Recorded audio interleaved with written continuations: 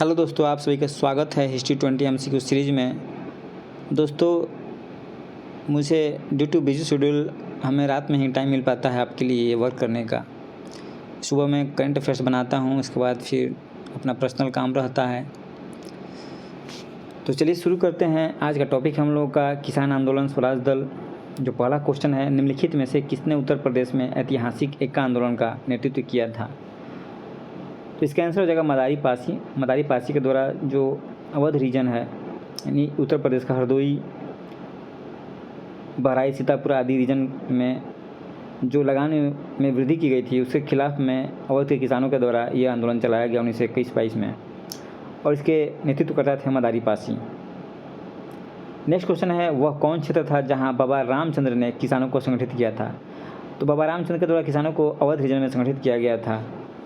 अवध में जो है प्रतापगढ़ का रूर गांव जो है किसान गतिविधियों का प्रमुख केंद्र बन के उभर रहा था, और इस रीजन में गौरीशंकर मिश्र, जवाहरलाल नेहरू, बाबा रामचंद्र, दीनदयाल पांडेय आदि किसान आंदोलन से जुड़ रहे थे, और बाबा रामचंद्र जो है किसानों को बहुत बड़े नेता के रूप में उभर रहे थे। अगला क्वेश्चन है, अखिल भारतीय किसान सभा की स्थापना हुई थी? तो दोस्तों, इसका स्थापना हुआ था 1936 में लखनऊ में। इसका प्रथम अधिवेशन हुआ था और स्वामी सहजानंद को इसका अध्यक्ष बनाया गया था। नेक्स्ट क्वेश्चन है, निम्नलिखित में से किस एक कांग्रेसी नेता ने प्रथम अखिल भारतीय किसान सभा में भाग लिया था? तो ये भाग लिया था जवाहरलाल नेहरू ने। सबसे पहले प्रथम अखिल भारतीय किसान सभा में भाग लिया था, कांग्रेस के नेता थे ये। अखिल भारतीय किसान सभा के संस्थापक अध्यक्ष इसमें हो जाएगा स्वामी सहजानंद सरस्वती, इसके संस्थापक अध्यक्ष थे, और महासचिव NG रंगा को बनाया गया था। दोस्तों, स्वामी सहजानंद सरस्वती बहुत बड़े किसान नेता थे। इन्हीं के द्वारा 1929 के आसपास बिहार प्रांतीय किसान सभा की गठन की गई थी। बाद में 1936 में अखिल भारतीय किसान सभा का गठन किया गया, और उन्होंने बिहार में बकास भूमि आंदोलन को छेड़ा। साथ ही साथ बिहार में जमींदारी प्रथा को ख़त्म करने के लिए उन्होंने आंदोलन चलाया।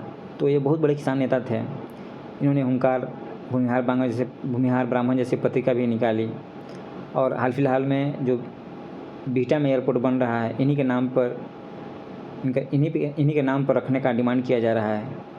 एयरपोर्ट का नाम इन्हीं के नाम पर रखा जाए।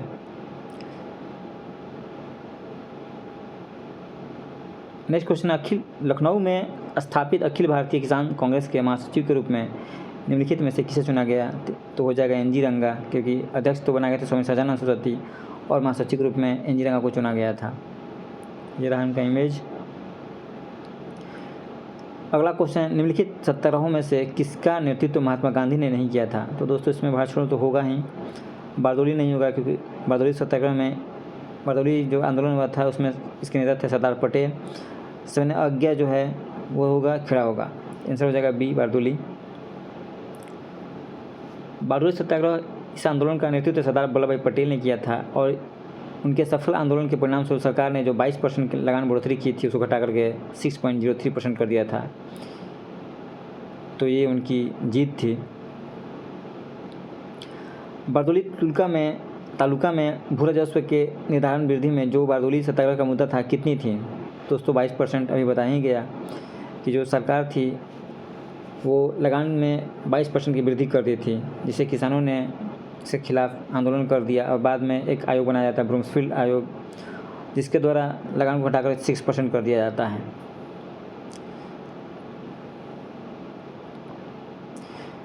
अगला क्वेश्चन है, बारदोली सत्याग्रह के दौरान बम्बई प्रेसिडेंसी का गवर्नर कौन था? तो बम्बई प्रेसिडेंसी का गवर्नर उस समय लेस्ली विल्सन था। जब बारदोली सत्याग्रह 1928 में हुआ था, उस समय बम्बई प्रेसिडेंसी का गवर्नर लेस्ली विल्सन। तेभागा आंदोलन का संबंध था? तेभागा आंदोलन दोस्तों बंगाल में हुआ था 1946 में, और इसका संबंध किसानों से था। ये किसान आंदोलन था मुख्य रूप से, और इसमें जो जोतदार थे उन्होंने बटाईदारों के खिलाफ आंदोलन किया था, क्योंकि जो वे जोत का आधा हिस्सा उनको देना पड़ता था, इसलिए किसानों ने आंदोलन किया कि वो अब आधा हिस्सा न देकर 1/3 हिस्सा ही देंगे। और इसके नेता थे कंपाराम सिंह एवं भवन सिंह। स्मृत करना है बारदोली सत्याग्रह, चंपारण, कुक्का आंदोलन, लाल कुर्ती। तो बारदोली हो जाएगा सरदार पटेल, चंपारण हो जाएगा गांधी जी, कुक्का आंदोलन राम सिंह, और लाल कुर्ती खान अब्दुल गफ्फार खां। A4 यानी ए आंसर हो जाएगा। मोतीलाल नेहरू और CR दास द्वारा 1923 ईस्वी में गठित पार्टी का नाम क्या था? तो दोस्तों, इनके द्वारा 1923 ईस्वी में स्वराज पार्टी का गठन किया गया था, ईरान का इमेज। और 1922 के गया अधिवेशन में जो इन्होंने नए कार्यक्रम से संबंध प्रस्ताव रखा था और तर्क दिया था कि राष्ट्रीय आंदोलन को विधानमंडल तक ले जाया जाए। दोस्तों, दरअसल 1919 में भारत शासन अधिनियम आया था 19 का, और इसके बाद 1920 में अशोक आंदोलन छिड़ा गया था, जिससे बाद में चौरी चौरा घटना होने के बाद वापस ले लिया गया था। तो उस समय कांग्रेस पे दबाव पड़ने लगा कि आंदोलन तो शांत हो गया है, कुछ करना ही पड़ेगा।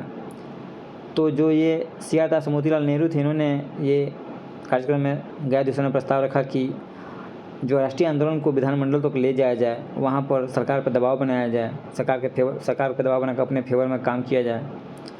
इसके लिए उन्होंने जो है दबाव बनाना शुरू किया, लेकिन उस समय कांग्रेस चेंजर्स और नो चेंजर्स में बढ़ गई थी। तो नो चेंजर्स जो डॉक्टर राजेंद्र प्रसाद, वल्लभ भाई पटेल और सिराज गोपालाचारी इसका नेतृत्व कर रहे थे, इन्होंने इसे मना कर दिया। तो ये कांग्रेस अलग होकर स्वराज दल का गठन करते हैं। अगला क्वेश्चन है, निम्नलिखित में से कौन स्वराज पार्टी के गठन से संबंधित थे? तो सीआर दास हो जाएगा और मोतीलाल नेहरू 2 और 4 डी आंसर। निम्न में से कौन स्वराज दल से संबंधित नहीं था?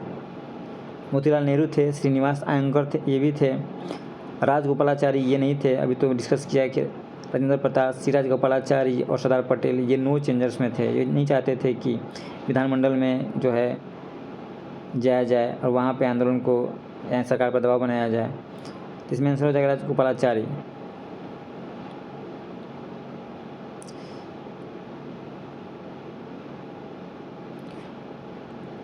नेक्स्ट है, भारत में स्वराज पार्टी की स्थापना निम्नलिखित कारणों में से एक अथवा अधिक के लिए की गई थी। कौन कौन से कारण थे?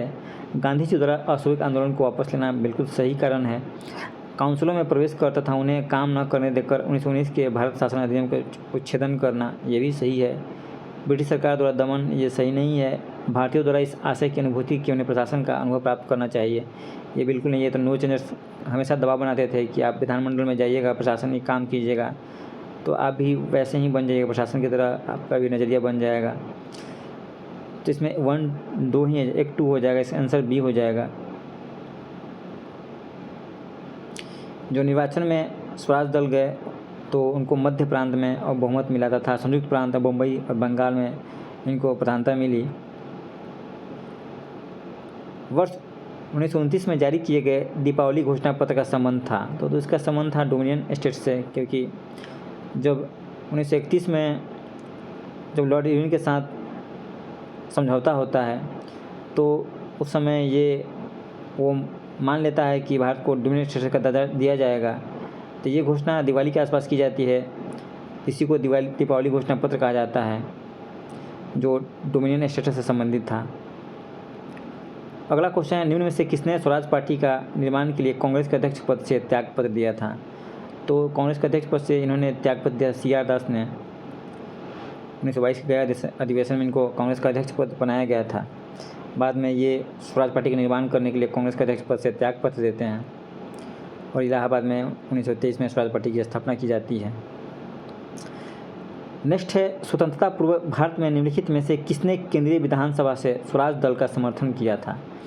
तो केंद्रीय विधानसभा से स्वराज दल का समर्थन करने वाले थे मोहम्मद अली जिन्ना, जिन्होंने इनका समर्थन किया था।